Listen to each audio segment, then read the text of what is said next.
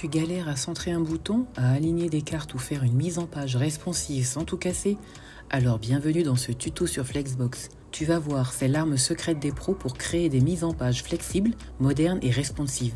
À la fin de cette vidéo, tu sauras centrer un bouton, aligner des cartes, créer des layouts propres comme une queen du CSS. Moi, c'est Gray, maman solo de 3 enfants et développeuse web reconvertie. Allez, c'est parti. Flexbox, c'est quoi? Flexbox ou Flexible Box Layout est une technique de mise en page introduite avec CSS 3. Avec Flexbox, tu peux facilement aligner, espacer et réorganiser des éléments. Tu maîtrises l'axe principal, horizontal ou vertical et l'axe secondaire. Et surtout, tout est responsive par défaut. Tes éléments s'adaptent à la taille de l'écran ou du conteneur. Pour utiliser Flexbox, on commence toujours par définir un container flex. Ce container va permettre d'organiser les éléments à l'intérieur de lui. Par exemple, imaginons que tu veux afficher 3 éléments côte à côte. Ici, ce seront des divs appelés enfant 1, 2 et 3. Si tu ne fais rien de spécial, ces divs enfant 1, 2 et 3 vont s'empiler les uns sous les autres verticalement. Mais si tu appliques la propriété displayFlex sur le container, c'est-à-dire la div parent, tu changes leur comportement. Grâce à cette seule ligne, les divs enfants 1, 2 et 3 vont maintenant s'aligner horizontalement sur une même ligne. En résumé, le container flex est l'élément parent, les éléments flex sont ses enfants. Et displayFlex active le mode Flexbox sur le parent pour mieux gérer l'organisation des enfants. Flexbox repose sur 2 axes, l'axe principal, main axis, défini par flex direction, et l'axe transversal, cross axis, perpendiculaire au premier. Retiens bien ça, Justify Content agit sur l'axe principal et Align Items agit sur l'axe transversal, mais on y reviendra plus tard. Prenons un exemple concret. Avec Flex Direction, tu choisis dans quelle direction s'alignent les éléments. Tu as 4 types de directions. Flex Direction Row, c'est-à-dire horizontale, de gauche à droite, et c'est le comportement par défaut. Tu as Flex Direction Row Reverse, horizontale toujours, mais cette fois-ci de droite à gauche. Tu peux choisir également Flex Direction colonne, verticale, de haut en bas. Et pour terminer, Flex Direction colonne reverse, toujours verticale, mais cette fois-ci de bas en haut. Par défaut, les éléments ne vont jamais à la ligne, mais avec FlexWrap, tu peux les faire revenir à la ligne automatiquement. Toujours dans ton container, il te suffit de saisir la propriété FlexWrap avec la valeur Wrap. Mais tu as aussi d'autres valeurs, comme NoWrap, Wrap Reverse, etc. Et pour combiner Flex Direction plus FlexWrap, tu peux utiliser FlexFlow, Row Wrap. C'est hyper pratique pour les galeries d'images ou les blocs de contenu responsifs.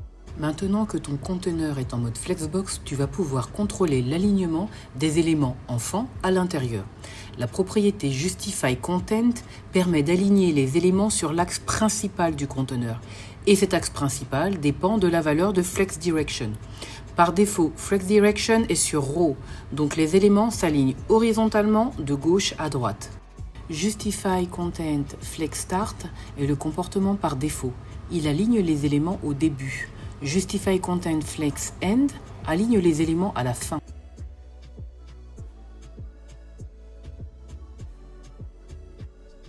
Justify Content Center centre les éléments.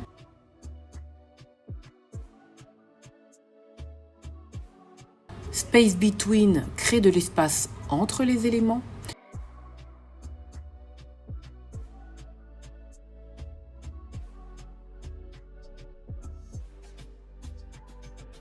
Space Around crée de l'espace autour de chaque élément.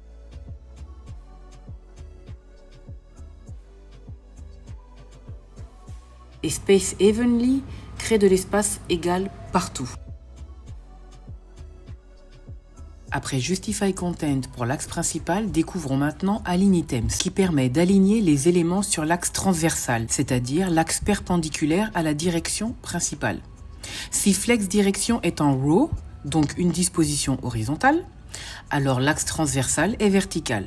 Et Align Items va donc te permettre de gérer l'alignement vertical de tes éléments. Pour l'exemple, j'ai modifié la hauteur de quelques éléments afin de bien visualiser l'effet des différents align items. Align items Flex Start, les éléments sont alignés en haut du container. Align item Flex End, les éléments sont alignés en bas du conteneur.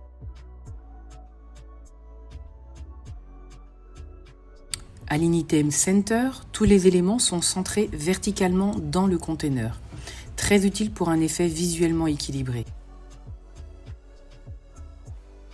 Align item Baseline, tous les éléments s'alignent sur la ligne de base du texte. Très pratique si tes éléments contiennent du texte de taille différente.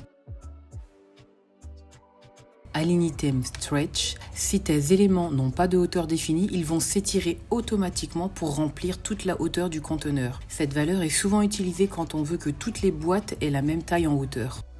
En conclusion, avec Align Items, tu peux facilement harmoniser tes mises en page, même si les éléments sont de tailles différentes. Et combiné à Justify Content, tu peux contrôler l'alignement sur les deux axes en même temps.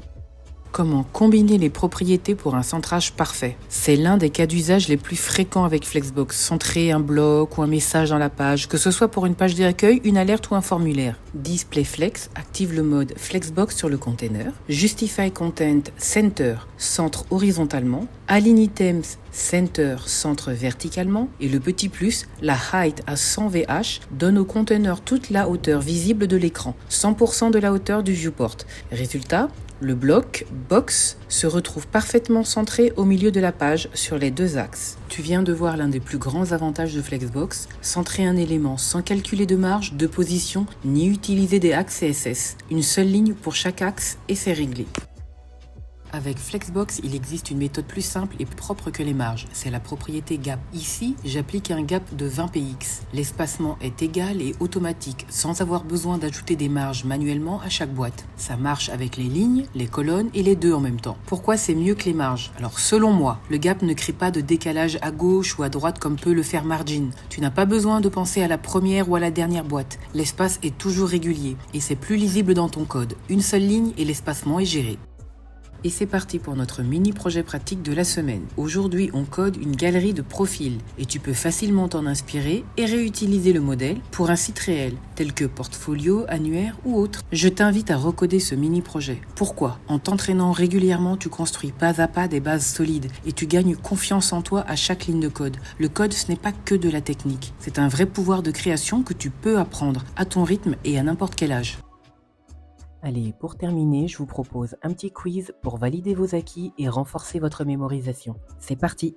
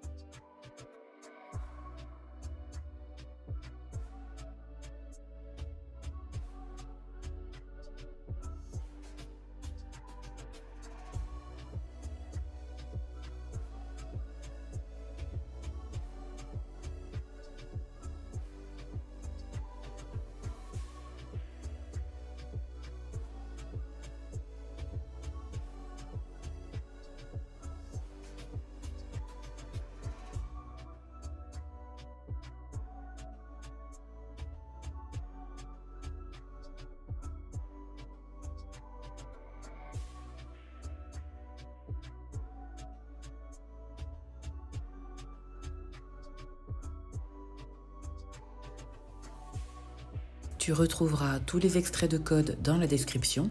En attendant, like, commente et abonne-toi.